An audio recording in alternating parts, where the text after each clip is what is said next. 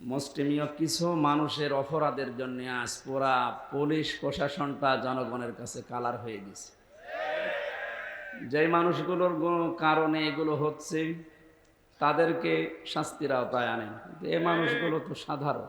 এনাদের ওপরে আজ যে ক্ষোভটা, রাগটা, আমার বাড়ির নিচতলায় একটা পুলিশ ভাড়া ছিল, 5 তারিখের পরে যে কোথায় গেছে আল্লাহ জানে, আর সে জানে, আর আসে না। কি অবস্থা গেল। আল্লাহ রাব্বুল আলামিন দ্রুত এর সমাধান যেন আমাদেরকে এনে দেন, স্বাভাবিক অবস্থায় যেন আমরা ফিরতে পারি। কারণ ওনাদের খালি দোষই আমরা অনেকে দেখি, ভালো কাজও আছে। 24 ঘন্টা ডিউটি এই পৃথিবীতে আমার মনে হয় কোনো শ্রেণী বিভাগের লোক যদি করে সেটা পুলিশ। অন্যান্য কর্মজীবনে যারা আছে তাদের সর্বোচ্চ 8 ঘন্টা 10 ঘন্টা করে ডিউটি করা লাগে, আর ওনাদের কোনো 8-10 নেই, 24 ঘন্টায় ডিউটি। ঘুমিয়ে আছে, যদি সাইলেন্ট বাজে দে ওই অবস্থায় দৌড়। জানে আমার যতটুকু বাস্তবতায় আমি দেখেছি, ওনাদের সাথে আমি অনেক মিশেছি। শুধু ফরজ কাজগুলো যদি প্রশাসনের মানুষগুলো করতে পারে, ফরজ যেগুলো আছে, আমার মনে হয় যে দায়িত্ব পালন করে তারা, পুরাটাই তাদের এটা আল্লাহ ইবাদত হিসাবে লিখে নেবেন। কয়েকদিন আগে যশোরের শ্রদ্ধাভাজন এসপি স্যার উনি ঘোষণা দিয়েছেন, পুলিশের এই চাকরি আমি জান্নাতে যাওয়ার মাধ্যম হিসাবে নিয়েছি। অনেক দামি কথা। এরকম মন মানসিকতা বাংলাদেশে এখন প্রশাসনে যারা আছে প্রত্যেকের ভেতরে যেন আল্লাহ দান করে। আর ক্যান্সার যেগুলো, এই যে 3 ইঞ্চির মতো, এটা আসলে একটা ক্যান্সার। এই ক্যান্সারগুলোর তো হেদায়েত পাবে না, কারণ যারা মানুষের উপরে জুলুম করে তাদের হেদায়েতের রাস্তা বন্ধ হয়ে যায়। আল্লাহু লা ইয়াহদিল কওমাজ জালিমিন। আল্লাহ বলেন আমি জালেমদেরকে হেদায়েত দিচ্ছি না, দেবও না। ইয়াহাদি এটা মোজারে, বর্তমান ভবিষ্যৎ, প্রেজেন্ট ফিউচার। এজন্য যারা জুলুম করেছেন এই মানুষগুলো আল্লাহর হেদায়েত থেকে, জান্নাত থেকে আপনি বঞ্চিত। আপনার দুনিয়াও শেষ, আখেরাতও শেষ। দুনিয়া তো আপনার শেষ হয়েই গেছে, আপনি টের পাচ্ছেন। আর আখেরাত যে কত ভয়ঙ্কর জালেমদের জন্যে। জালেমরা হামজার মামলার আসামি না, এটা সরাসরি আল্লাহর মামলার আসামি। কথাটার ওজন টের পাচ্ছে তো, অনেক বেশি লোড এটা। আল্লাহ পাক বলেন ইন্নামাস সাবিলু আলাল্লাযিনা ইয়াজলিমুনান নাস। সূরা সূরা 25 নম্বর পারার 6 নম্বর পৃষ্ঠা 13 নম্বর লাইনের 42 নম্বর আয়াতের প্রথম অংশে আছে তাফসিরে ফি জিলালিল কোরআন। রব্বুল আলামিন বলেন অবশ্যই আমি আল্লাহ মামলা দায়ের করব, কেস দেব। বুঝতেছেন, আল্লাহ কেস দেবে। পুলিশের কাজে যদি কেউ বাধা দেয় তাহলে পুলিশ বাদী কেস হয়। আল্লাহর কাছে বাধা দিলে আল্লাহ বাদী কেস হবে। তাহলে পৃথিবীতে আল্লাহ বাদী কাজ একটা আছে, সেটা জুলুম করা। জুলুম করা এটা কি বাদী কেস হবে? আল্লাহ বাদী কেস। উনি নিজে বাদী হয়ে কেস দেবেন, নিজে মামলা দায়ের করবেন, নিজেই অভিযোগ লিখবেন, নিজেই বিচার করবেন, নিজে রায় দেবেন। কিছুদিন আগে আমাদের এই সিস্টেম ছিল, ওনারা নিজেরাই ধরে নিয়ে যেত, নিজেরাই লিখত, নিজেরাই উকিল, নিজেরাই বিচারপতি, নিজেরাই রায়। এইটা হয়েছিল আমার সাথে, আমি নিজে টের পেয়েছি, এই জন্যে বললাম। সবাই না, এই সিস্টেম যদি আল্লাহ নিজে শুরু করে বলেন তো তখন আপনি কি করবেন? আপনি দেখেন সব কিছু দলীয়করণ করতে করতে এমন জায়গায় দেশটা নিয়ে গেছে, এমন দুর্নীতিগ্রস্ত হয়েছে দেশটা, জাতীয় মসজিদের খতিব পর্যন্ত পালিয়েছে। একটা দেশের কেন্দ্রীয় মসজিদের ইমাম যদি পালিয়ে যায় তাহলে বোঝা যাচ্ছে দেশটা কোথায় গিয়ে দাঁড়িয়েছে। তাহলে আল্লাহ নিজে বিচারপতি, নিজে রায় দেবেন। বিচারপতি যদি খারাপ হয়, যদি চরিত্রহীন হয়, যদি বিবেকহীন হয়, তার রায় যে কত মানুষের জীবন নষ্ট করে দেয় এর বাস্তব প্রমাণ এই কালামানিক। আল্লাহ এমন ধরা ধরেছে বিসি পর্যন্ত নেই। আমার মনে হয় পৃথিবীর ইতিহাস তৈরি করে দিয়ে গেল এই লোকটা। ও ক্ষমতা যখন পেয়েছিল এবং দালালি যখন করতো, মনে হতো যে কি না কি হয়ে গেছে। ওর এক একটা কথা সবগুলো ইসলামের বিরুদ্ধে, আলেম ওলামাদের বিরুদ্ধে। আল্লাহ এমন ধরা ধরেছিলেন, পৃথিবীর ইতিহাসে আমি এত অপমান কাউকে হতে দেখিনি। কলার পাতা শুয়েও পার পায়নি। শেষে বিসিটা গেল উড়িয়ে, এখন আপনি টের পান। ওর অবস্থা ভালো না। আজকে দেখলাম মনে হয় আজরাইল দেখা করিস, মনে হয় বিদায় নেবে। এটা তো গেল দুনিয়ার শাস্তি। আল্লাহ বলেন জালেমদের বিরুদ্ধে যেহেতু আমি নিজে মামলা দায়ের করব, ওটা যে কি করব, আমি কি রায় দেব কেউ জানে না। ওয়ালা তাহসাবান্নাল্লাহা গাফিলান আম্মা ইয়ামালু যালিমুন। হে নবী, আপনি কি মনে করেন যে জালেমদের সম্পর্কে আমি কোনো খোঁজ রাখি না? সবচাইতে বেশি খোঁজ রাখি জালেমদের বিষয়ে। ওদেরকে শুধু ছাড় দিয়েছি। ইন্নামা নুমলি লাহুম লিয়াজদাদু ইসমা। আমি আল্লাহ ওদেরকে ওদের পাপের পরিপূর্ণ করার জন্য ছাড় দেয়, যে নাই যত বাড়বে বাড়, তোর পাপ যেন একেবারে পূর্ণতা পায়। বাস্তবতা আমরা এটাই দেখলাম, অনেকের পাপ একেবারে পরিপূর্ণ হয়ে গেছে। হাজারো মানুষের জীবন নষ্ট করার কারণে আল্লাহর আরশ পর্যন্ত কেঁপে গেছে। আল্লাহুম আযাবুম মুহিন। আল্লাহ তাআলা বলেন ওদের জন্য আমি অপমানজনক শাস্তির ব্যবস্থা করে রেখেছি। বলেন নাউযুবিল্লাহ। এই জন্য যারা জালেম, আপনার দুনিয়া শেষ, আপনার আখিরাতও শেষ। আপনি আরো ভয়ঙ্কর বিপদের দিকে যাচ্ছেন। এই জন্য আমার আহ্বান থাকবে, জালেম যারা তারা এখন থামবে। কারণ জালেমের কিন্তু তওবাও কবুল হয় না। ফেরাউনের তওবা কবুল হয়েছিল, কিন্তু এতটুকু বলেছিল আন্নাহু লা ইলাহা ইল্লাল্লাহ বলতে পারেনি। ও যখন ডুবে যাচ্ছিল, একবার উপরে ওঠে আবার পানির নিচে যায়। ফেরেশতা জিবরাইল এসে কাঁদা হাতে নিয়েছিল। তাফসীরে ফি জিলালিল কোরআন, ও যখন বলবে লা ইলাহা ইল্লাল্লাহ বলতে যাবে, তখন এসে মুখের উপরে কাদা লাগিয়ে বলছে তোর আর বলার দরকার নেই, কারণ তুই যা করেছিস। এই জন্য যারা অত্যাচারী হয়, যারা জুলুমবাজ হয়, এই মানুষগুলো যদি মনে করে শেষে ভালো হয়ে যাব, না, তাদের আর তওবা কবুল হয় না। কারণ তাদের পাপের কারণে তারা শেষে ডুবে মরে। এই যে মহিন শব্দটা আছে, বলা কোরআনের প্রতিটি শব্দ কিন্তু 100% সত্য না 98%। আলাহুম আযাবুম মুহিন, তাদের জন্য আমি অপমানজনক শাস্তির ব্যবস্থা করে রেখেছি। ফিদ দুনিয়া ওয়াল আখিরাহ, দুনিয়া এবং আখিরাত।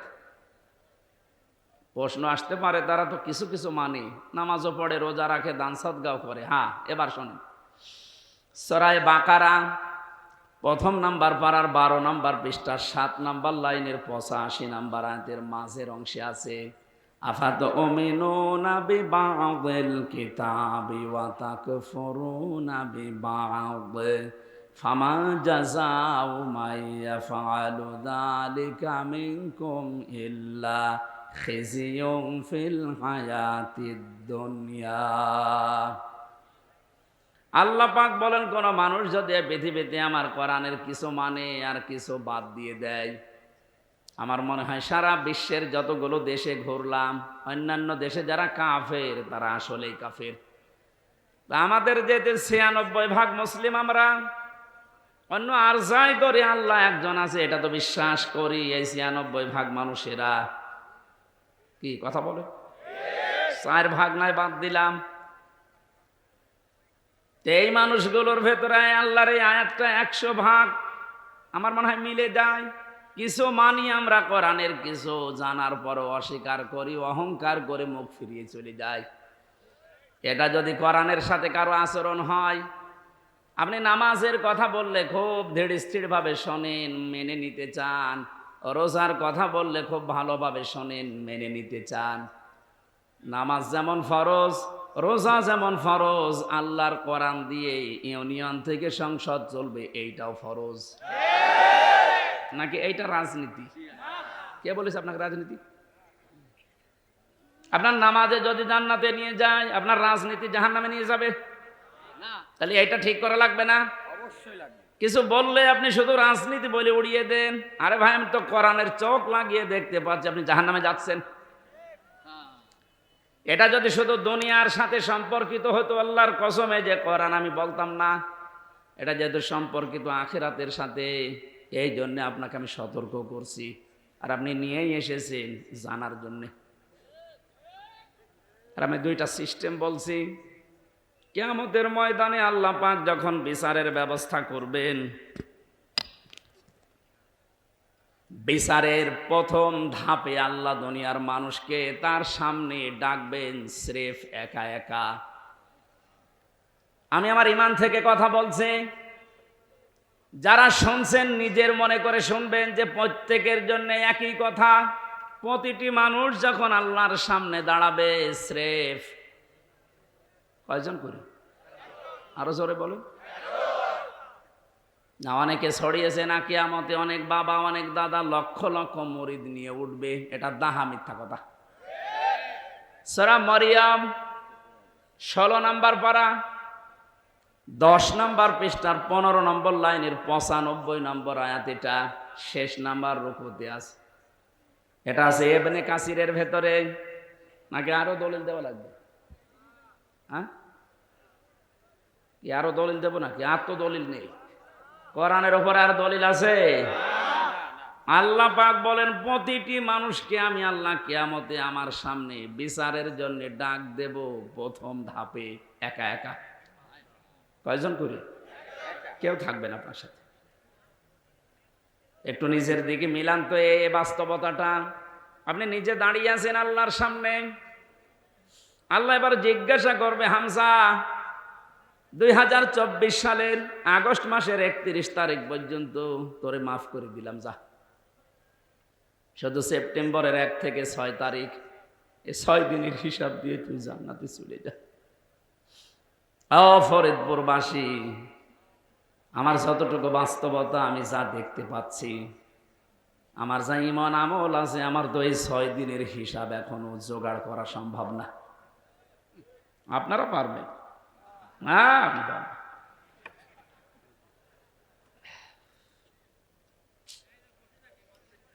কথাটা শুনতে যত সহজ মনে হচ্ছে, বাস্তবতায় গেলে অত সহজ পাবেন না। আল্লাহর সামনে নিজেকে দাঁড় করান, যার জন্য আপনি অবৈধ পথে ইনকাম করছেন, অবৈধ পথে বেছে নিয়েছেন। কি হবে এদের দ্বারা?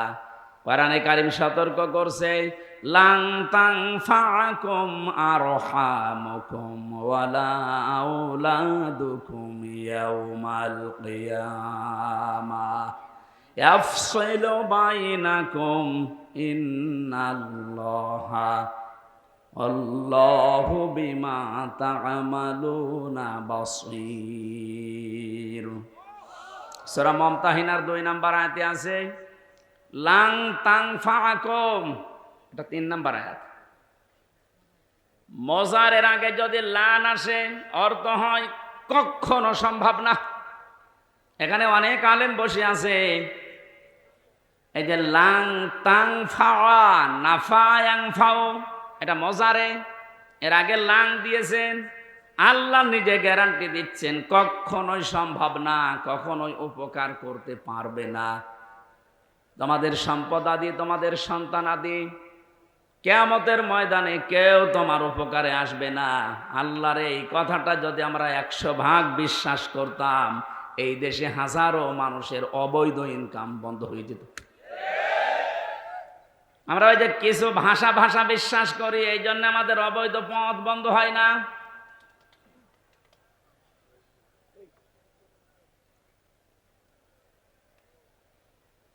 অন্য যে যা করে করুক গা, অন্তত আমি তো ঠিক থাকতে পারি। জীবন চলে গেলেও কার জন্য কি করব? আমার সন্তানের জন্য, স্ত্রীর জন্য। এরা সব কিছু আমার থেকেই পার্থক্য করে দেবে আল্লাহ। সেঙ্গায় ফৎকার দেওয়ার সঙ্গে সঙ্গে যত রকমের সম্পর্ক ছিল আপনার দুনিয়ায়, আল্লাহ বলেন ফালা আনসাবা বাইনাহুম। নসবের বহু বছর আনসাব, কোন সম্পর্ক আর বাকি থাকবে না, সব কাট করে দেবেন। যা নিজের স্ত্রীকে দেখার পরও বলবেন, কে তুমি? আমার তো দুনিয়ায় বিয়েই হয়নি, বউ পাবো কোথায়? ও দুনিয়ার মুসলমান ভাইরা, অন্য জাতির কথা আমি বাদ দিলাম, আমরা যেহেতু জান্নাত বিশ্বাস করি, কিয়ামতে জবাব দেওয়া লাগবে বিশ্বাস করি, আমরা ভুল করি কি করি? এদিন আমাদের সাবধান থাকা লাগবে, আমি যেন জবাবটা ঠিক করতে পারি। এখনই যদি আপনার চোখ বন্ধ হয়ে যায়, বাড়ি পর্যন্ত যেতে পারবেন না। এখান থেকে হয়তো তাড়াতাড়ি বাড়িতে নিয়ে রাতটা পার করতেও দেবে না, ধোয়ানোর পরে জানাজা দিয়ে বলবে যান কবরে দিয়ে দেন। রাতের বেলা থাকলে ওরে আবার পাহারা দেওয়া লাগবে, জিন আসতে পারে। কোথায় আসি আমরা? আপনি একটু নিজের দিকে সত্যি করে ভাবেন তো, দাঁড়িয়ে আছেন আপনি, সত্যি বলে বলেন, নিজে নিজে ভাবেন, আপনি সত্যি কি পারবেন এই 50, 60, 70 বছরের হিসাব দিতে? আমার তো 6 দিনেই ভয় লাগছে, আপনি 60 বছর পারবেন কি করে? এক গ্লাস পানিরও হিসাব যদি আল্লাহ নেওয়া আরম্ভ করে, বিশ্বনবী বলেছেন কেউ জান্নাত পাবে না। আল্লাহ যদি দয়া করে বলে যা মাফ করে দিলাম, তাহলে আপনি মাফ পাবেন। তো ওনার তো মাফ পাওয়ার জন্য কয়েকটা গুণ দুনিয়ায় আপনার ওর ভেতরে থাকা লাগবে। ওই কথাগুলো আজকের তেলাওয়াতকৃত আয়াতে আছে। আল্লাহ আমার জন্য গফুর হবেন, ক্ষমাশীল হবেন, দয়াশীল হবেন, মেহেরবান হবেন। কখন? নবীজিকে দিয়ে আল্লাহ বলিয়েছেন। ওই কথাগুলো আজকে তাফসীর আকারে আমরা যেন শুনে মেনে চলতে পারি, বলেন আমিন। বিচারের দ্বিতীয় সিস্টেমে এবার আল্লাহর একা ডাকবেন না, দ্বিতীয় ধাপে এবার ডাকবেন আপনাকে আপনার নেতার সাথে।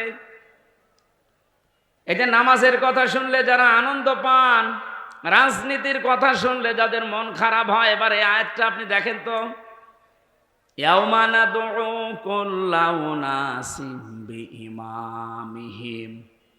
সূরা বনী ইসরাঈলের 72 নম্বর আয়াতের প্রথম অংশে আছে, আল্লাহ পাক বলেন কিয়ামতে প্রতিটি মানুষকে বিচারের দ্বিতীয় ধাপে এবার আর একা ডাক দেব না, প্রত্যেকটি মানুষকে ডাকবো তার নেতার সাথে। কার সাথে? এই জবাব দেন। আগে নেতা, ইমাম, এরপরে কর্মী। আপনি এবার ভাবেন তো, যার আদর্শ মেনে আপনি রাজনীতি করেন, যাকে আপনি ভোট দেন, যার পেছনে স্লোগান দেন, যার কাছ থেকে টাকা পয়সা খান, এই লোকটা কিয়ামতে আপনার সামনে থাকবে, আপনি পেছনে। ওর যে সিহারা, ওর যে সোরাত সিরাত, আপনি নিজেও জানেন যে ওর চরিত্র কি। আপনার চাইতে আল্লাহ ভালো জানে না? বলেন বলেন। তাহলে এই লোকটা যদি সামনে থাকে আপনার, আপনি পেছনে, ওরে দেখেই তো আল্লাহর রাগ হয়ে যাবে, আপনার পর্যন্ত যাবে। এইরকম লোকের পেছনে থেকে যদি আল্লাহ আপনাকে দেখে, কি হবে বলেন? আমার মনে হয় আপনি ধরা খাবেন। অবশ্য ঠিক, তার মানেও তো ধরা খেয়ে বসে আছে।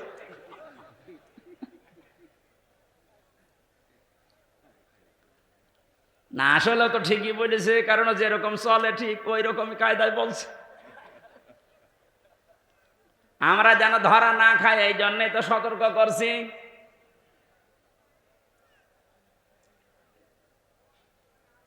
কোরআনে কারিম জানাম জানে এই দুনিয়াতে কারোর জন্য একা না, সবার জন্য। কোরআনের আলেম আমরা যারা, আল্লাহর কসম আমরাও সবার জন্য। আপনাকে আমি বাঁচাতে চাচ্ছি। শুধু নামাজ দিয়ে রোজা দিয়ে যদি জান্নাতে যাওয়া যেত, আব্দুল্লাহ বিন উবাই আপনার আগে জান্নাতে যেত। এই লোকটার পুরা জীবন আমি পড়ে দেখেছি, কোন অপরাধ আমি ওর জীবনে সেরকম মেজর পাইনি। তবে একটা বিষয়ও মানত না, ওর নামাজ ছিল নবীজির পেছনে, মসজিদে নববীতে, কাবা শরীফে। আপনি নামাজ পড়েন ম্যাক্সামি মসজিদে, একে এসেনে, আর নামাজ পড়তো মসজিদে নববীতে, কাবা শরীফে। 1 রাকাত নামাজে 1 লক্ষ রাকাত নামাজে সওয়াব হয়। ও রোজা রেখেছে, রাসূলুল্লাহর সাথে ইফতারি করেছে, নবীর সাথে, ও তাহাজ্জুদের নামাজ পড়তো। ওর যত কিছু আমি পেয়েছি একটা একটা করে মিলিয়ে দেখলাম, সবই ঠিক আছে। শুধু রাজনৈতিক জীবনে ওর আদর্শ ছিল আবু জেহেল। এরকম মানুষ দুনিয়ায় নেই। এই কথা বলা লাগবে। আমি নাম ধরেই বলছি, এই যে সালমান এফ রহমান, দরবেশ, ওর নামাজ ছিল, রোজা ছিল। কাবা শরীফের পাশে আমি যখনই গেছি দেখছি ও পাশে ওই যে বিল্ডিং দারুত তাওহীদ, ওখানে থাকতো। যেখানে 15 থেকে 20 লক্ষ টাকা লাগে থাকতে, আমরা থাকতাম তো প্রায় 2 কিলোমিটার দূরে, কারণ আমার 3.5 লাখ। আর ওর 15 থেকে 20 লাখ টাকা এই জন্য কাবার পাশে থাকে, যেন কাবা দেখা যায়। টাকা যদি ভ্যান চালিয়ে উপায় করা লাগতো তাহলে আমার মনে হয় 5 কিলো দূরে থাকতো। টাকা তো সব জনগণের, 36,000 কোটি টাকা। আপনি জীবনে গণনা করে শেষ করতে পারবেন না। অথচ পদ্মা সেতুর মতো এত বড় বিশাল প্রকল্প মাত্র 32,000 কোটি টাকায় কমপ্লিট হয়ে গেছে। আর ওর একাই কত, আমার মনে হয় আর একটা পদ্মা সেতু বানিয়ে টাকা আরো 4,000 কোটি রেখে যেত। এই লোকটার সাথে আব্দুল্লাহ বিন উবাইর আমার মনে হচ্ছে মিল আছে। ওর নামাজ, রোজা, কাবা শরীফ দেখা, ইফতারি করা সব ঠিক আছে। রাজনৈতিক জীবনে ও লোকটা এমন মানুষকে মানে যার চরিত্র আসলে ভালো না। কি ওর নিজের চরিত্র যে ভালো না তার প্রমাণ দেখেছেন, দাড়ি কেটে নম হয়ে গেছে।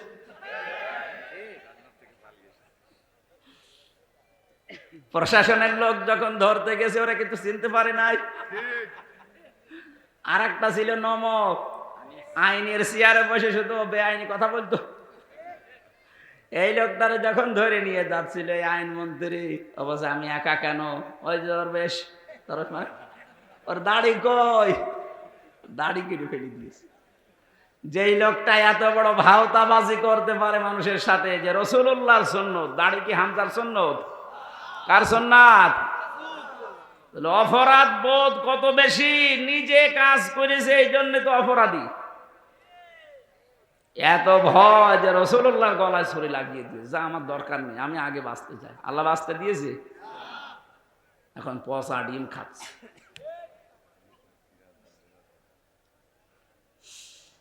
ফরিদপুরবাসী, যেহেতু আপনি বুঝেই ফেলেছেন কিয়ামতের ময়দানে দ্বিতীয় ধাপে আপনাকে আল্লাহ আপনার নেতার সাথে ডাকবে, সুতরাং এমন মানুষের পেছনে থাকা লাগবে যাকে দেখলে আল্লাহ রসুলের কথা মনে হয় এবং যার কর্ম এবং বাস্তবতা রাসূলুল্লাহর সাথে মিলে যায়।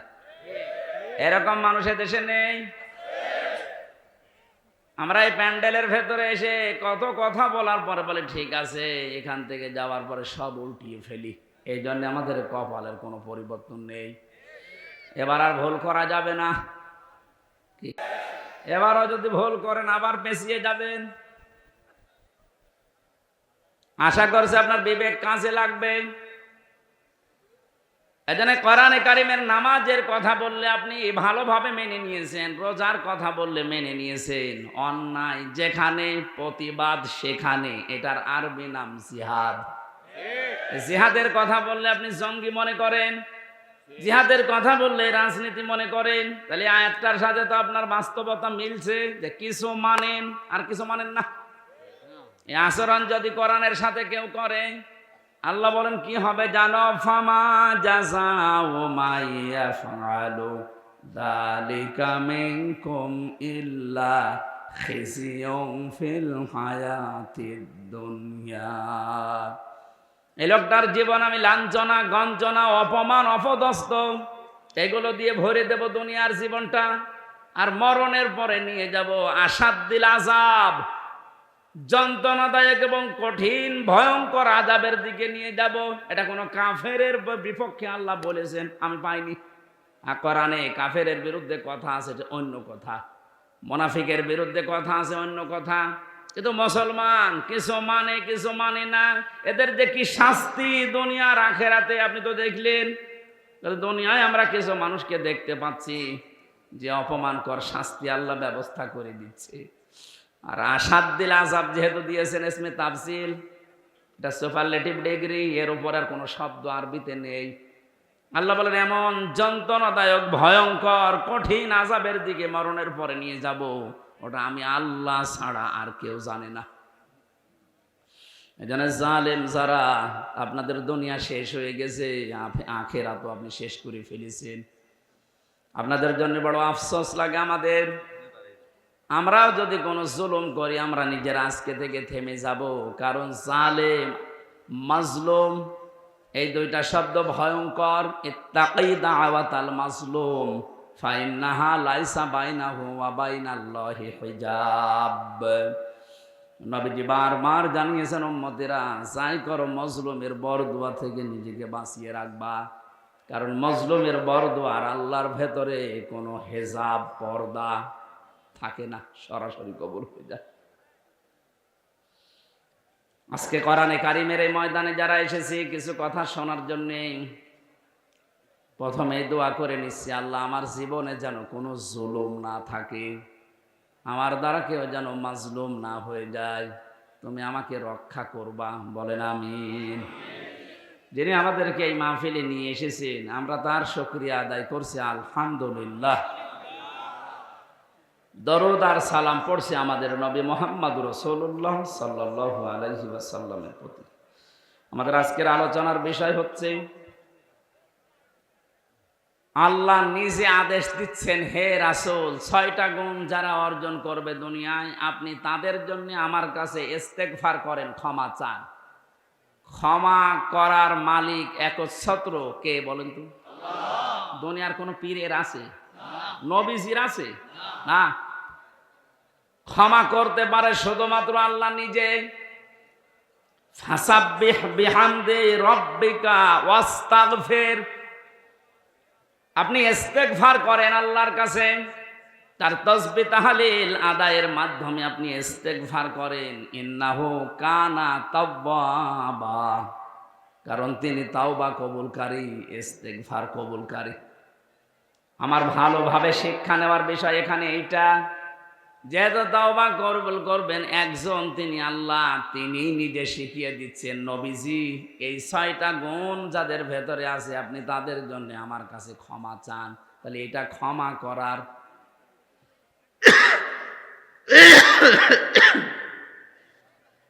এই আয়াত থেকে বোঝা যাচ্ছে আল্লাহ এই 6টা গুণ বিশিষ্ট মানুষদেরকে ক্ষমা করবেন বলে জানিয়েছেন। আমাদের এখন বুদ্ধিমানের কাজ হবে এই 6টা গুণ দুনিয়া থেকে অর্জন করে তারপরে বিদায় নেওয়া। কথা বলেন না কেন? আসুন আমরা দেখি আমাদের ভেতরে এগুলো আছে কিনা। সূরা মুমতাহিনা 12 নাম্বার একটা মাত্র আয়াত পড়েছি। মুমতাহিনা শব্দের শাব্দিক অর্থ হচ্ছে পরীক্ষিতা নারী। কি নারী? যারা পরীক্ষা দিয়ে উত্তীর্ণ হয়ে গেছে। এ পৃথিবীতে বহু নারীর জীবনী আমি পড়েছি, সর্বোত্তম জীবনী আমার কাছে 6 জনের মনে হয়েছে। এই মানুষগুলো পরীক্ষা দিয়ে উত্তীর্ণ হয়ে তারা জান্নাত অলরেডি আল্লাহ পেয়ে গেছে। তার ভেতরে 1 নম্বরে হযরতে আসিয়া। হযরতে আসিয়া আলাইহিস সালাম এত বেশি পরীক্ষা দিয়েছিলেন তার ঈমানের উপরে টিকে থাকতে গিয়ে, পৃথিবীর মানুষরা যদি হিসাব করে হিসাব মিলানো সম্ভব না। শুধুমাত্র ঈমানের উপরে টিকে থাকতে গিয়ে হাতের ভেতরে তিনি পেরেক লাগিয়ে দিয়েছে তার নিজের স্বামী, পায়ের ভেতরে পেরেক লাগিয়েছে, মাথার উপরে গরম তেল ঢেলে দিচ্ছে, কপালের ভেতরে শলাকা লাগিয়েছে। এ কঠিন অবস্থায় হযরতে আসিয়া দেখলেন আল্লাহ পাক জান্নাত জিবরাইলকে দিয়ে পাঠিয়ে দিয়েছে। তিনি জান্নাত দেখলেন, ডাক দিয়ে বললেন, ইদি ক্বালাত রাব্বি বনিলি ইনদাকা বাইতান ফিল জান্নাতি ওয়া নাজ্জিনি মিন ফিরআউনা ওয়া আমালিহি ওয়া নাজ্জিনি মিনাল কওমিজ যালিমিন। হযরতে আসিয়া ডাক দিয়েছেন, রব্বুল আলামিন তুমি আমার জন্য জান্নাতের ভেতরে একটা ঘর বানিয়েছো, এভাবে না তৈরি করি তুমি যেখানে আছো ওই জায়গায় একটা ঘর আমার জন্য বানিয়ে দাও, যেন সব সময় তোমারে আমি দেখতে পারি। হযরতে আসিয়া 2 নম্বর কথা বলেছিলেন, ওয়ানাজ্জিনি মিন ফিরআউনা ওয়া আমালিহি ওয়ানাজ্জিনি মিনাল কওমিজ যালিমিন। এই মেয়েরা আসেনি? একটু খেয়াল করবেন এবার। সম্মানিতা মা বোনেরা, অনেক বেশি ভালোবাসি আপনাদেরকে। আমি চাই না আপনারা জাহান্নামী হয়ে যান। তাকান, পরীক্ষিতা নারী কাদেরকে বলে, কি পরীক্ষা তিনি দিয়েছিলেন। এত বড় কঠিন মুসিবত, বিপদ, এত বড় বিশাল শাস্তির ভেতরে হযরতে আসিয়া তিনি তার স্বামীর জন্য বরদোয়া দেননি। তিনি বলেছিলেন, মাবুদ, তুমি যা দেখতে পাচ্ছ, আমার স্বামী লোক দিয়ে এরকম অত্যাচার করাচ্ছে এবং নিজে অত্যাচারে শামিল। তুমি আমাকে এই অত্যাচার থেকে বাঁচাও, কিন্তু আমার স্বামীর উপরে তুমি রাগ করো না। ও বাংলার মা বোনেরা, এদেশে পুরুষ নির্যাতন, নারী নির্যাতন করলেই মামলা হয়ে যায়, কিন্তু পুরুষ নির্যাতনের কোনো মামলা নেই। আমি জেলখানায় 3টা বছর থেকে অনেক কিছু দেখেছি। ওর এখানে 100 ভাগের প্রায় 60 ভাগ লোক শুধু এই দাম্পত্য কলহ নিয়ে জেল খাটতেছে। মেয়েদের এই ছোট মনের কারণে পেরে ওঠে না। সে প্রত্যেকে কি হুজুর বলেন আর কি খেজুর বলেন। এদের এই মানুষগুলো যদি একটু মন উদার করতো, আমার মনে হয় পরিবারে আমাদের শান্তি আরো ফিরে আসতো। বাস্তব দেখেছি যে জল্লাদটা এখন আছে, আগে তো শাহজাহান ছিল, ও মারা যাওয়ারও বের হয়ে মারা গেছে। এখন নতুন একজন দায়িত্ব পেয়েছে, ইলিয়াস, চট্টগ্রামে বাড়ি। লোকটাকে একদিন বললাম, ভাই কি অবস্থা বলেন তো। আমার বলছে, হুজুর, আমার এখন 35 বছর বয়সে আমি জেলখানায় এসেছি। এর 17 বছর ছিলাম আমি সৌদি আরবে, আর আমার এখন ফাঁসির আসামি আমি। আমার যদি এখন যাবজ্জীবন হয়ে জেল খাটা লাগে, কমপক্ষে 22 বছর জেলে থাকা লাগবে। 35 থেকে 17, এরপরে 22, হিসাব করে দেখেন 74 বছর হবে। কত? 74 বছর বয়সে লোকটা জেলখানা থেকে বের হবে। খুব বড় অপরাধ করে গেছে না, পুরা জীবনই আমি শুনেছি যে কি কি করতেন। সৌদি থেকে 17 বছর পরে বের হলাম, দেশে আসার পরে বিয়ে করলাম। বিয়ে করার পরে আমার বউর সাথে আমার মায়ের মিল নেই। সব জিনিস আমি চাহিদা মতো পূরণ করেছি, কিন্তু মাকে আর ওই ছোট বোনকে কিছু দিলেই ওর মন খারাপ হয়ে যায়। দিন রাত নেই, সব সময় শুধু মনোমালিন্য, ঝগড়া। শেষ পর্যন্ত আর পারলাম না যে আমার সম্পদ আমার মাকে দেই, আমার বোনকে দেই। ওর সমস্যা কি?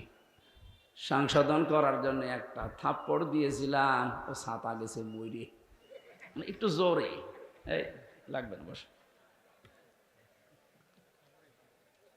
মারা যাওয়ার পরে তো বউ মারা কেস, প্রথমে ফাঁসি হয়ে গেল, এরপরে যাবজ্জীবন। এখন 22 বছর থাকা লাগবে আমার, 11 বছর চলছে। আমার তো বের হতে হতে আমার বয়স হয়ে যাবে 74 বছর। কি করব আমি? আমারে বলছিল, আপনি তো ওয়াজ করেন, বাইরে যে অন্তত একটু বলেন যে আমার মতো বিপদে যেন কেউ না পড়ে। কারণ আমি খুব বড় অপরাধ করিনি, আমি তো ঠিক রাস্তায় ছিলাম। মাঝখান থেকে একটু মিস্টেক হয়ে আমার জীবনটাই নষ্ট হয়ে গেল।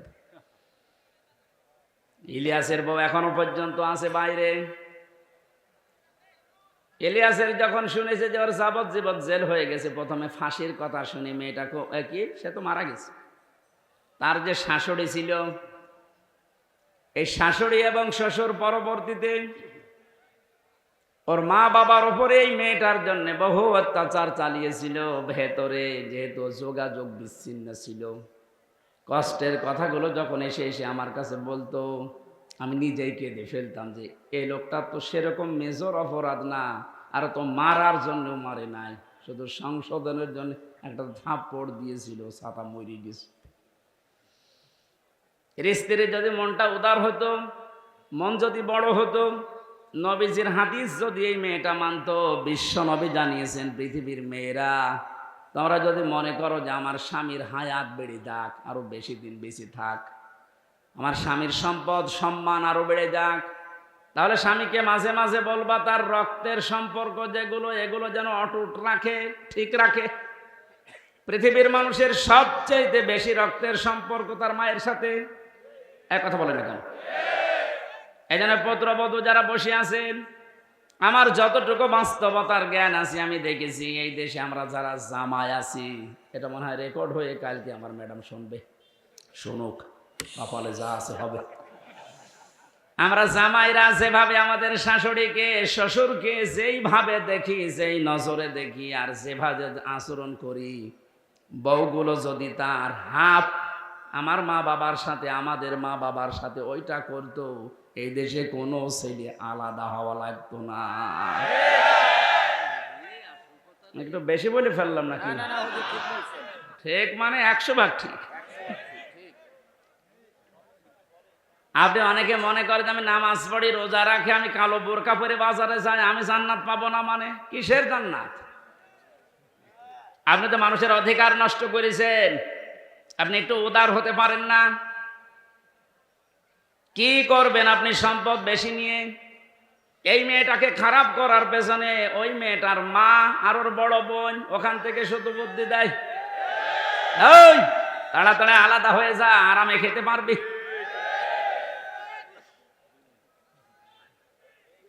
এখানে তাকবীর দেওয়ার দরকার নেই। সব বোনাস হয়ে যাচ্ছে আর তাকবীর দিচ্ছে। যেহেতু পয়েন্টটা এসেছিল, মা বোনেরা হাতে পায়ে ধরে বলছি আপনাদেরকে, বাঁচতে যদি চান 4টা যে ফরজ কাজ আছে তার ভেতরে কিন্তু স্বামীর সেবা, স্বামীর মন জয় করা আপনি পারছেন না। শয়তানের ধোকায় হোক, হ্যাঁ শয়তান তো বসে নেই, আপনাদেরকে জাহান্নামে দিতে চায়, এই জন্য স্বামীর গুরুত্ব আপনার মন থেকে তুলে দিয়েছে। অথচ নবীজি জানিয়েছেন, আমি যদি এই পৃথিবীতে আল্লাহ বাদে কাউকে সেজদা করার অনুমতি দিতাম, মেয়েদের কানে কানে বলতাম স্বামীর পায়ে সেজদা করো। কত দামি জিনিস, আর তাকে ধরে ধরে আপনি অপমান করেন, মারেন। আমি তাফসীর থেকে একটা পয়েন্ট লিখেছি, ইহুদিদের মেয়েদের ভেতরে স্বভাবগুলো আছে। আল্লাহর নবী জানিয়েছেন এই পৃথিবীর ময়দানে দাজ্জাল তার মিশন চালু করার জন্য 7টি কাজ করে যাচ্ছে, কিয়ামত পর্যন্ত এটা করবে। মেয়েরা যারা এসেছেন আপনারা যেন সাবধান হয়ে যান, এর জন্য বলছি। দাজ্জালের মিশন হচ্ছে 7টি। ওরা ইহুদিদের মেয়েদের যে গুণগুলো আছে এগুলো আমাদের ভেতরে প্রবেশ করাতে চায়।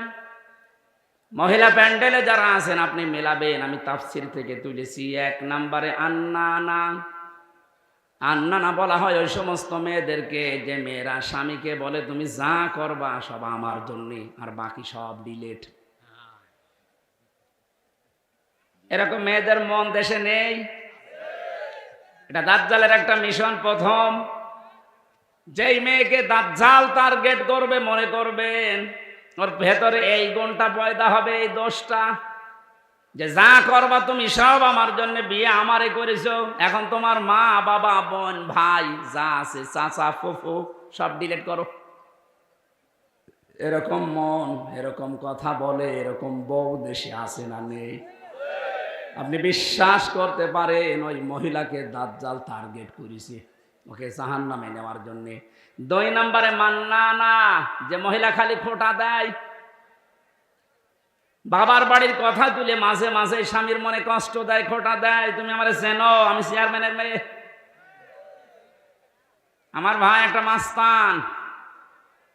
3 নম্বরে হান্নানা, যে স্বামীর খেদমত করা দরকার এটা করে না, আর উল্টা খেদমত নেয়। যদি বলেন একটু আমি যে 8 ঘন্টা ডিউটি করে আসলাম, একটু পানি দাও, তুমি ডিউটি করেছো আমি কি বসেছিলাম, পানি নিজে ঢেলে খাওয়ার, আমার একটু ঢেলে দাও। 4 নম্বরে বেশি কান্নানা, অহংকারী, হয়তো সম্পদের, রূপের অথবা বংশের, সব সময় যারা অহংকার করে চলে এই শয়তানের টার্গেটে পরিণত হয়েছে। 5 নম্বরে বেশি হাদ্দাকা, স্বামীর পছন্দের যারা গুরুত্ব দেয় না। নবীজি জানিয়েছেন বাজার থেকে যদি স্বামী কিছু নিয়ে আসে, পছন্দ যদি নাও হয় সামনাসামনি কোনো কথা বলবা না। অথচ আপনি আপনার টার্গেট মতো সমর্থ মতো এত কষ্ট করে একটা শাড়ি নিয়ে আসবেন, জীবনও ওর মনই পাবেন না। এরকম বউ আছে? কার হাত তোলেন তো। একজন বাড়ি আছে বোঝা গেল। 6 নম্বরে বেশি সাদ্দাক, যারা হারামের প্রতি উৎসাহ দেয় স্বামীকে, খালি মাঝে মাঝে অন্যের তুলনা তুলে ধরে যে কি করো, পাশের বাড়ি দেখো না, ওর বেতন তো তোমার চাইতে কম। এই যে হারামের প্রতি আপনি উৎসাহ দিচ্ছেন, লূত নবীর স্ত্রীর সাথে আপনাকে জাহান্নামে থাকা লাগবে। কথা বুঝতেছেন? নিজের চরিত্র ভালো তাতে কি হয়েছে? আপনি যদি হারাম কাজের প্রতি উৎসাহ দেন, কাউকে সাহায্য করেন, কিয়ামতে আপনি লূত নবীর স্ত্রীর সাথে জাহান্নামে থাকা লাগবে। এটা তো আমি বানালাম নাকি?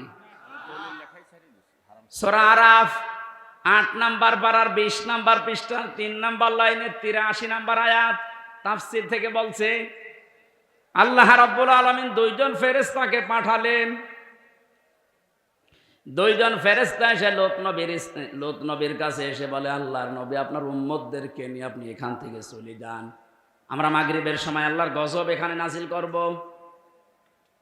কিন্তু সাবধান, ফাআনজাইনাহু ওয়া আহলাহু ইল্লা ইমরাতাহু কানাত মিনাল গাহবিরিন।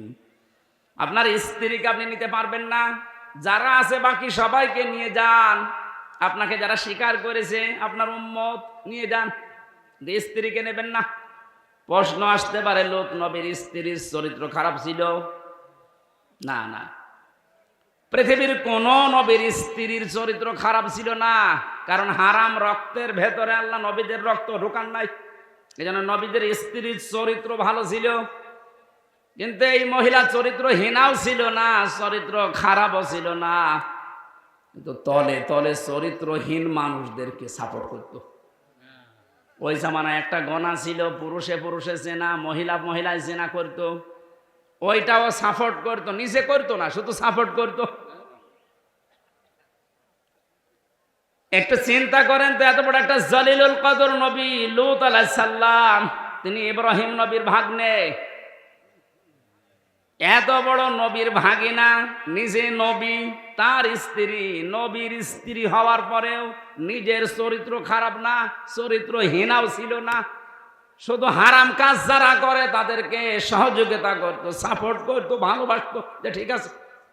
এইটা করার কারণে আল্লাহ তাকে বললেন, ছেড়ে দাও, ওকে আমি জাহান্নামের, ওকে গজব নাজিল করে ধ্বংস করে জাহান্নামে দেব।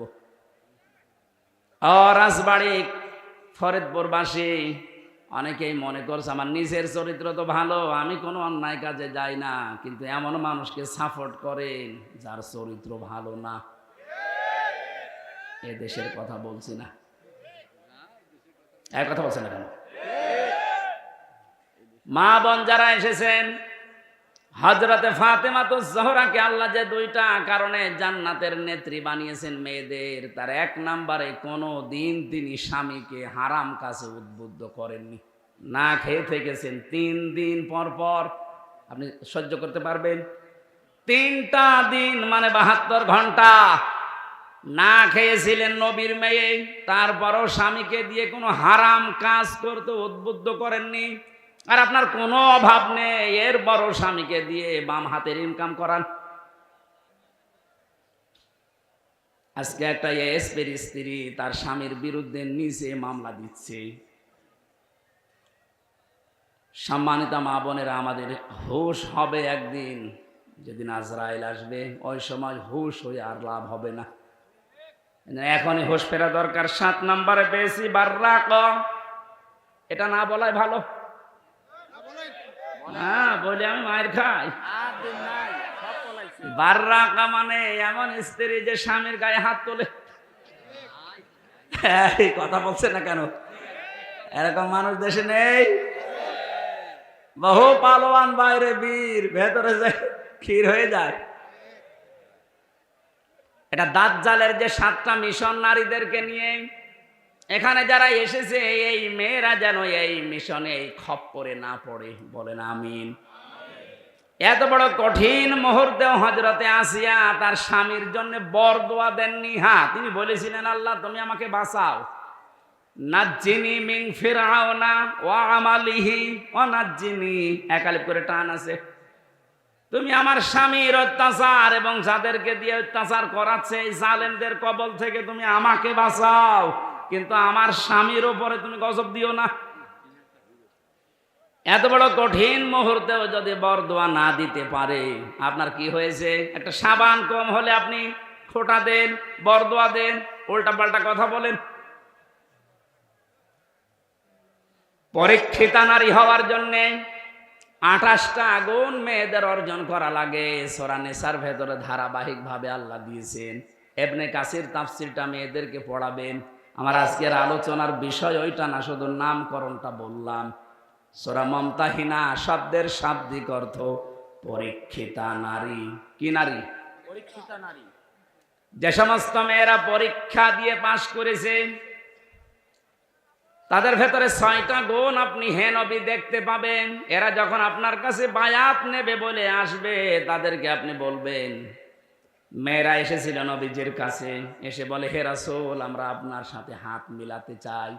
ইবনে কাসির মুফাসসির বলেন, বিশ্ব নবী জানিয়েছেন ওই সময় আমি মেয়েদের বেগানা মেয়ের সাথে হাত মিলাই না। অথচ বাংলাদেশে আমরা বহু পীরের নামে কলঙ্ক দেখছি, ওরা মেয়েদেরকে পর্যন্ত মুরিদ বানায়। এই কথা বলছেন? পুরুষের জন্য মহিলাকে মুরিদ বানানো, তার খেদমত নেওয়া জায়েজ আছে? বলেন বলেন। এগুলো যারা করছেন না বুঝে করছেন, আপনি থামেন। বিশ্বনবী জানিয়েছেন, হ্যাঁ, এই পৃথিবীতে 3টা জিনিস আমার কাছে সবচাইতে বেশি প্রিয় লাগে, ভালো লাগে। তার 1 নম্বরে আমার নিজের স্ত্রী। কার স্ত্রী? নিজের স্ত্রী। জাওজাতি, আমার নিজের স্ত্রী ভালো লাগে আমার কাছে। আমাদের কাছেও স্ত্রী ভালো লাগে, তবে নিজেরটা ছাড়া অন্যেরটা। কথা বলছেন কেন? এই জন্য হাজারো মানুষের দেখবেন লাইন চলছে এখনো। এই যে পরকিয়া প্রেম যারা করেন, এখনই থামেন, হয়তো 3টা ক্ষতি হয়ে যাবে দুনিয়ায় আর 3টা আখিরাতে। পরকিয়া প্রেমে যারা লিপ্ত আছেন, আপনার 1 নম্বরে চেহারার উজ্জ্বলতা নূর আল্লাহ নষ্ট করে দেবে। 2 নম্বরে আপনার হায়াত আস্তে আস্তে কমে যাবে। 3 নম্বরে যখন মারা যাবেন ঈমান পাবেন না। একটা সংসার নষ্ট করার জন্য বেঈমান হয়ে মরবেন। এ লাইনে আছে নাকি এলাকায় কেউ? যদি থাকেন আপনি থেমে যাবেন আশা করছি। বিশ্বনবী বলেন, 2 নম্বরে আমার কাছে নামাজ ভালো লাগে, 3 নম্বরে আমার কাছে সুগন্ধি ভালো লাগে। এই 3টা আমাদের কাছেও যেন ভালো লাগে, সেই ব্যবস্থা আল্লাহ করে দেন। বলেন আমিন। নবীজিকে আল্লাহ ঘোষণা দিলেন, ইয়া আইয়ুহান নাবিয়্যু, হে নবী, ইযা জাকাল মুমিনাতু, মুমিন নারীরা যখন আপনার কাছে আসবে, ইউবাইউনাকা, যে আমরা বায়াত নিতে চাই, পর্দার আড়াল থেকে আপনি তাদেরকে বায়াত দেবেন 6টা বিষয়ে। যদি এগুলো তারা মানতে পারে, আপনি নিজে তাদের জন্য আল্লাহর কাছে ক্ষমা চাবেন। যেহেতু আল্লাহ শিখিয়ে দিচ্ছেন, তার মানে 6টা কাজ করতে পারলে আল্লাহ নিজে আমাদেরকে মাফ করবে। 1 নম্বরে দিয়েছেন, আলা আল্লাহ ইউশরিকুনা বিল্লাহি শাইআ। এখান থেকে একটা মাসলা বের হয়। এই বসেন তো, বসেন, লাগবেন, বসেন। এখান থেকে একটা মাসলা বের হয়। পৃথিবীতে যদি কেউ মুরিদ হতে চান, বায়াত নিতে চান কারো কাছে, এই 6টা বিষয়ে বায়াত নেওয়া লাগবে। বাংলাদেশে এখন 48,000-এর উপরে পীর আছে। কত? 48,000-এর বেশি। ভারতের এই কলকাতার, আসামে আরো বেশি। আমি তো 17, 18, 19, 20 এই সমস্ত সালগুলোতে ভারতের এই কয়েকটা রাজ্যে দেখেছি, ও ঘরে ঘরে পীর। বিশেষ করে মুর্শিদাবাদ, আরে নদিয়া, হুগলি, এই সমস্ত জায়গায় জায়গায় পীর। ওরা পীরটা ওরা ব্যবসা হিসাবে নিয়েছে। বাংলাদেশের জরিপে যেটা সরকারি 48,000। আপনারা যদি মুরিদ করতে চান, বায়াত দিতে চান, প্রথমে আপনাকে বলা লাগবে যে আমার দরবারে কোনো শিরিক চলবে না। আল্লাহ বাদে অন্য কাউকে সেজদা দেওয়া কি? শিরক। আল্লাহ বাদে অন্য কাউকে ডাকা কি? তাহলে যেই দরবারে সেজদা দেওয়া হয় সে মানুষকে হোক, কবরে হোক, মাজারে হোক, হারাম। শিরক। এবং আল্লাহ বাদে অন্য কাউকে ডাকা হয়, এটা কি? শিরক। আরো জোরে। শিরক। এগুলো যে দরবারে হচ্ছে এখানে মুসলমান যেতে পারে? যাচ্ছে না? যাচ্ছে। আশা করছি আপনি থামবেন। জি। আপনি বায়াত যদি নিতে চান এমন দরবারে যাবেন যেখানে গেলে প্রথমে বলে শিরিক করা যাবে না। শিরিক কি? না। পরা কোরআন শরীফের ভেতরে আমি 4 প্রকার শিরিক পেয়েছি প্রধানত। শিরিক বিল জাত, শিরিক বিল সিফাত, শিরিক বিল ইখতিয়ারা, শিরিক বিল হুকুক। এ প্রত্যেকটা আবার 4 প্রকার করে আছে। 4 4 16 প্রকার। এটা আবার প্রতিটা 4 প্রকার করে আপনি 48 প্রকার পাবেন। এরপরে 72 প্রকার, এরপরে 120 প্রকার দেওয়া আছে। তাফসীরে হাক্কানি খোলেন, শিরিক 120 প্রকার পয়েন্ট আকারে দিয়েছে। এতগুলো শিরিক যদি এখন পয়েন্ট আকারে একটা একটা করে বলতে যায়, আমি সব লিখেছি, সময় যাবে আর গরমে আমারও সহ্য হচ্ছে না, এই জন্য খুব তাড়াতাড়ি করছি। এগুলো একটু পড়ে নেবেন যে শিরিক আল্লাহ যেটা পারে ওটা অন্য কেউ পারে, এটা বিশ্বাস করার নাম শিরিক। এক কথা বলেন। আইন তৈরি করতে পারে শুধুমাত্র আল্লাহ, এটা অন্য কেউ পারে বিশ্বাস করে যদি কেউ কাজ করে সেও মুশরিক। এখানে 53 বছর তো চললো, আমরা দেখলাম বাবা চালিয়েছিল, স্বামী চালিয়েছিল, চাচাও চালিয়েছে 9 বছর, বউ চালিয়েছে অনেক দিন, ভাবিও চালিয়েছে, সবাই চালিয়েছে মানুষের তৈরি করা নিয়ম নীতি আইন কানুন দিয়ে। এটার সাথে দ্বিমত আছে? বলেন বলেন। 53 বছরে কাঙ্ক্ষিত মানের শান্তি আপনি দেখলেন কেমন? এখন তো শুধুমাত্র দেখতে বাকি আছে এই কোরআন দিয়ে দেশ চললে কেমন দেখা যায়।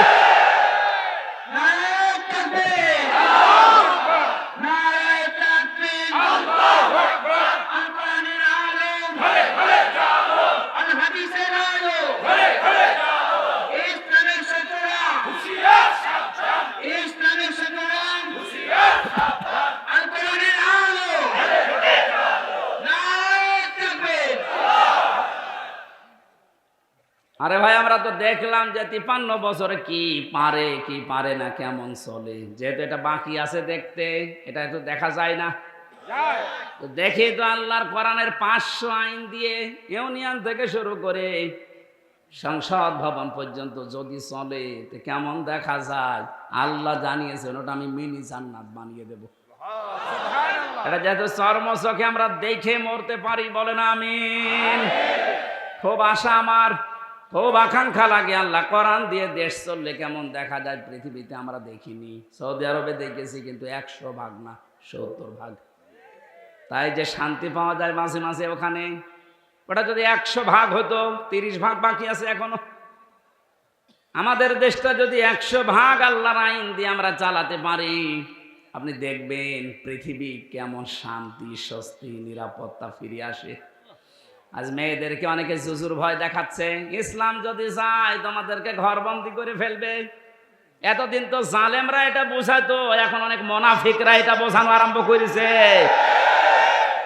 সম্মানিতা মা বোনেরা, আমরা গ্যারান্টি দিতে পারি কোরআন যদি সত্যিই যায়, এই পৃথিবীতে নারীর যে মুক্তি বিশ্বনবী দেখিয়েছেন ওটা আপনি দেখতে পাবেন। এটা এখনো দেখতে পাননি, মনে করছেন মনে হয় ইসলাম ওই রকমই, আগে প্রতিষ্ঠিত হতে দেন। সুতরাং এই জুজুর ভয় যারা দেখাচ্ছেন, আপনারা জালেম একদিকে, আর একদিকে আপনারা মুনাফিক।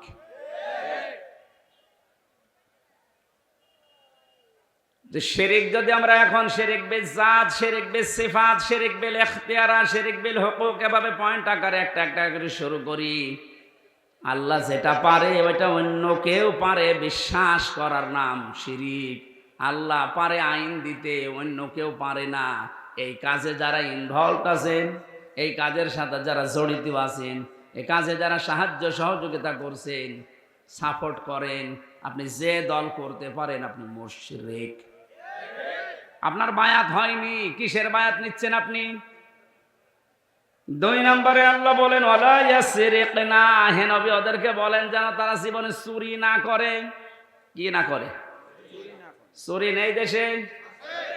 বেগম পাড়ায় এমনি তৈরি হয়, বাবার টাকা দিয়ে বেগম পাড়া বানাচ্ছেন, সব চুরি করা টাকা।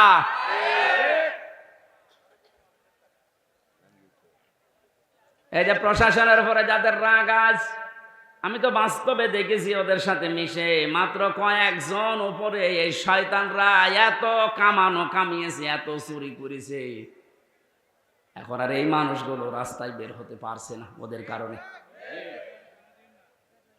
আজকেও কয়েকটা লাইভ দেখেছি, এসআই এবং এএসআই কনস্টেবল সাধারণ যারা ডাক দিয়ে বলছে আমাদের নিজেদের অপরাধের জন্য যদি শাস্তি দিতে চান আমাদের দিন, আমরা তো হুকুমের দাস ছিলাম, উপর থেকে যে মানুষগুলো আমাদের জীবনটা এভাবে নষ্ট করে দিল, আজ আমরা স্বাভাবিক জীবনে যেতে পারি না, অবশ্যই তাদেরকে আইনের আওতায় এনে শাস্তি দেন এবং ওদের সম্পদগুলো সব বাজেয়াপ্ত করেন। আমরা এটা চাই। বিশেষ করে এই যে মনিরুল, আমি নাম ধরে বলছি কারণ আমি ছিলাম কাউন্টার টেররিজমের এই মনিরুল, আসাদুজ্জামান, ডিসি মান্নান, হারুন তো শেষ হয়ে গেল, যেই কয়টা আছে এদের সম্পদগুলো আজ নেন, কারণ এগুলো একটা এদের বাবার সম্পদ না, সবগুলো জনগণের সম্পদ। আপনি বেতন কয় টাকা পান আমি জানি না, আমার দোলা ভাইও তো আছে, ওর সংসার চলে না, আমার বাবার কাছ থেকে আরো টাকা নেই।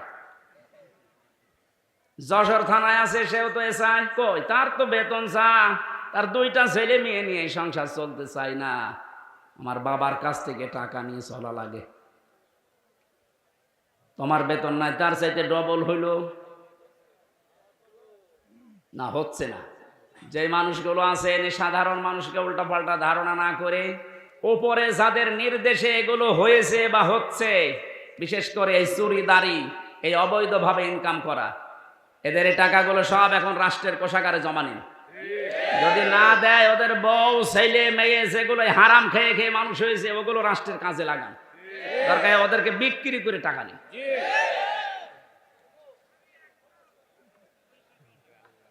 চুরির এইটা যদি আমরা শপথ নিতে পারতাম যে চুরি করব না, চুরি বন্ধ করব, এই দেশটা কিন্তু দাঁড়িয়েছে। তো এক দরবেশে যদি এত টাকা চুরি করে থাকে, বাকি যারা দরবেশের ভান ধরিস, তাদের অবস্থা কি? ওরা আসেনি না, জেনা করা যাবে না, এ জেনা শুধু হাতের জেনা, মুখের জেনা, চোখের জেনা, অন্তরের জেনা, লজ্জা স্থানের জেনা। এই জেনাগুলো আজ বন্ধ করার জন্যে যে যেখানে আসি ওই জায়গা থেকে দায়িত্ব নেওয়া লাগবে, বিশেষ করে মেয়েদের আগে, কারণ জেনা এ শব্দ শুরুই আল্লাহ করেছেন মেয়েদের দিয়ে। আসানিয়াতু ওয়াসানি ফাজলিদু কুল্লা ওয়াহিদিন মিনহুমা মিয়াতা জালদা। আল্লাহ পাক বলেন জেনাকারিনী এবং জেনাকারী, আগে কার নাম? মেয়েদের নাম। এজন্য মা বোনেরা আপনারা নিজেদেরকে কন্ট্রোল করেন। এই মোবাইলটা, এই ফেসবুক এবং কম্পিউটার, এই সমস্ত জিনিস দিয়ে আজ মানুষ জেনার লাইনে এগিয়ে যাচ্ছে। আগে হ্যালো হ্যালো, এরপরে শেষ পর্যন্ত লজ্জা স্থান দিয়ে শেষ হয়। যে এলাকায়, যে দেশে, যে অঞ্চলে জেনা বেড়ে যায়, প্রকাশ্য হোক গোপনে হোক, ওখানে আল্লাহর 8টা গজব নাজিল হয়। কয়টা? এমন মহামারী রোগ আল্লাহ ছড়িয়ে দেয় যার চিকিৎসা পৃথিবীতে নেই। এই জন্য আমরা সাবধান হব। আমাদের এই দেশটা জেনা যেগুলো চলছে, এগুলো কি করে বন্ধ করা যায় নিজ উদ্যোগে, পারিবারিক ভাবে, সামাজিক ভাবে। আদ-দাজ্জুস লা ইয়াদখুলুল জান্নাহ, নবীজি জানিয়েছেন দাজ্জুস জান্নাতে যাবে না। দাজ্জুস বলা হয় ওই পুরুষকে যে তার মেয়েকে, যে তার বউকে, তার বোনকে, তার মাকে কন্ট্রোল করতে পারে না। ওগুলো আরো মানুষ দিয়ে দেখায়, শান্তি পায়। এই পৃথিবীতে একটা মাত্র প্রাণী আছে যে তার লজ্জা স্থান উল্টা করে মানুষকে দেখিয়ে আনন্দ পায়, তার নাম কুকুর। নাম কি?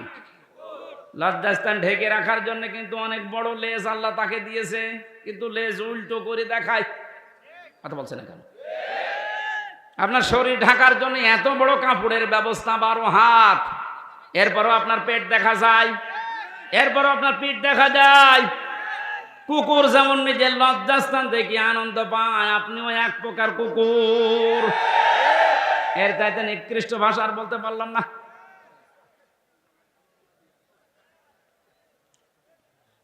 আশা করছি আপনি থামবেন। একটা মহিলা যদি বেপরদা জেনা এই সমস্ত করার কারণে জাহান্নামী হয়ে যায়, কমপক্ষে 4 জন পুরুষ কিয়ামতের সঙ্গে নিয়ে যাবে। প্রথমে তার বাবাকে, এরপরে বড় ভাইকে, এরপরে স্বামীকে, এরপরে বড় ছেলেকে। আপনি বলেন তো, এক একজন মহিলা যেভাবে চলছে আজ, এভাবে যদি চলতে চলতে ওরা জাহান্নামে যায়, আমাদেরকে যারা 4 জনের নাম বললাম, হয়তো আমি কারো বাবা, নাই স্বামী, নাই বড় ভাই, নাই বড় ছেলে, জান্নাত পাওয়া সম্ভব হবে? এই জন্য কন্ট্রোল হবে। জেনার পরিবেশগুলো বন্ধ করা দরকার আস্তে আস্তে। আল্লাহ পাক বলেন, ওয়ালা ইয়াকুতুলনা ওয়ালাদাহুন্না, খাবারের ভয়ে সন্তানকে হত্যা করো না। এখানে কয়েকটা মাসলা বের হয়। আপনাদের মনে হয় কষ্ট হয়ে যাচ্ছে নাকি? আমার তো কষ্ট হচ্ছে। আপনার একটা ফ্যানের ব্যবস্থা যদি করতেন আগে থেকে, এই ঝামেলাটা হতো না। এখন ওইভাবে হয়, মানুষ একজন দাঁড়িয়ে দাঁড়িয়ে বাতাস দিবে, ওর জীবন না, ওরে বাতাস দিয়াবেন। একটু ফ্যান দিলে প্রথমে থেকে ভালো হয়।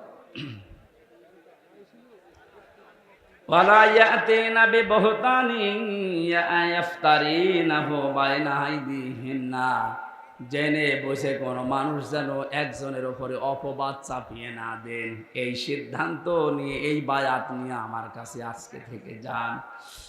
এই গোনাটা বাংলাদেশ সহ বিশ্বে এখন বহু জায়গায় আরম্ভ হয়েছে। কিচ্ছু জানে না যে লোকটা, আন্দাজে তার উপর একটা অপবাদ দোষ চাপিয়ে তার জীবনটা ধ্বংস করে দেওয়া হচ্ছে। কথা বলেন ঠিক কিনা? বহু ভুক্তভোগী মানুষকে আমি জেলখানায় পেয়েছি, একেবারে নিরপরাধ, কিচ্ছু জানে না ও বিষয়ে, আন্দাজে দোষটা চাপিয়ে তার সংসারও শেষ, তার জীবনটাও শেষ করে দিলেন। এ গোনা আপনি মাপ পাবেন না। অপবাদ দেওয়া থেকে আমাদের বিরত থাকা লাগবে। খুব মারাত্মক অপরাধ এটা, অপবাদ। 6 নম্বরে আল্লাহ বলেন, ওয়ালা ইয়াসিনাকা ফি মা'রুফিন ফাবাইহুন্না, কোন ভালো কাজ যদি আপনি আরম্ভ করেন, সেই কাজের বিরোধিতা যেন আপনার সাথে না করে। এজন্য আমরা কোনো ভালো কাজে আঞ্জাম দিলে দল মত দেখা যাবে না, ওই কাজে আঞ্জাম দেওয়া লাগবে। আজকে কোরআন প্রচার হচ্ছে বিনা দ্বিধায় নির্দ্বিধায়, কোনো পারমিশন লাগছে, কোনো ঝামেলা আছে? এই ভালো কাজে আমাদেরকে সাহায্য সহযোগিতা করা, যতটুকু পারা যায় এগিয়ে আসা লাগবে। এই 6টা কাজ যদি কারো ভেতরে পরিপূর্ণ এসে যায়, আল্লাহ পাক বলেন, নবী ফাবাইহুন্না, ফাবাইহুন্না, এই 6টা গুণ যারা অর্জন করে তাদের বায়াত আপনি গ্রহণ করেন। আর আমি আল্লাহর কাছে তাদের জন্য বলেন, আস্তাগফির লাহুন্না, আল্লাহ তুমি এদেরকে মাফ করে দাও। ইন্নাল্লাহা গফুরুর রহিম, অবশ্যই আমি আল্লাহ ক্ষমাশীল, দয়াবান। জোরে বলেন সুবহানাল্লাহ। এই 6টা গুণ আমি সহ যারা এসেছি আমাদের বাস্তব জীবনে আল্লাহ যেন মেনে চলার তৌফিক দেন। পারিবারিক জীবন নিয়ে যে কথাগুলো বলছিলাম, ওগুলো আমি বই আকারে জেলের ভেতরে লিখেছিলাম, যে পারিবারিক জীবনে দাম্পত্য কলহ এবং এর সমাধান করার জন্য যে 77টা বিষয় লাগে, যেগুলো যে ড্রাইভারের কাছে আছে, আপনার মেয়ের জন্যে, বউয়ের জন্যে, ফুফুর জন্যে, বোনের জন্যে, মায়ের জন্যে নিয়ে যাবেন, ওদেরকে পড়াবেন, পারিবারিক জীবনে শান্তি ফিরে আসবে ইনশাআল্লাহ। কারণ হাজারো মানুষ এই পারিবারিক জীবনে আজ জেল খাটতেছে। আল্লাহ আমাদেরকে এই 6টা গুণে গুণান্বিত হওয়ার তৌফিক দান করুন, আল্লাহুম্মা আমিন। লা ইলাহা ইল্লা আনতা সুবহানাকা ইন্নী কুনতু মিনাজ জালিমিন। আল্লাহ তাআলা, প্রচন্ড এই গরমের ভেতরে চাতক পাখির মতো তোমার বান্দারা কোরআনে কারিমের কথাগুলো শুনছিল, যতগুলোই শুনেছি আল্লাহ আমাদের জীবনে আমল করার তৌফিক দাও। আমার শরীর মারাত্মক অসুস্থ, আমি নিজে টের পাচ্ছি, কথা বললেই কণ্ঠে আমার ব্যথা করে। 3টা বছর জেলখানায় কি খেয়েছি না খেয়েছি আল্লাহ তুমি দেখেছো। আমার এখনো পর্যন্ত শরীর স্বাভাবিক হচ্ছে না, বহু ডাক্তার দেখিয়েছি, আল্লাহ রোগ দেওয়ার মালিকও তুমি, শেফা দেওয়ার মালিকও তুমি।